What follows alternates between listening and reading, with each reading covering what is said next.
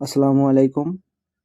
আজ বাবরি মসজিদের এখানে এতিম শিশু আর অসহায় বিধবা মায়েদের হাতে তুলে দেওয়া হলো শীতের ব্ল্যাঙ্কেট।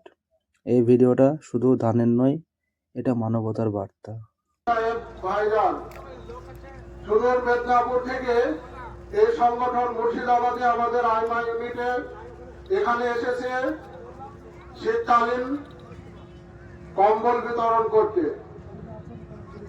আমাদের মোটামুটি এখানে 50 থেকে 60 জন এতিম দুস্থ বিধবাদের জন্য এই শীতবস্ত্র এখানে নিয়ে এসেছে।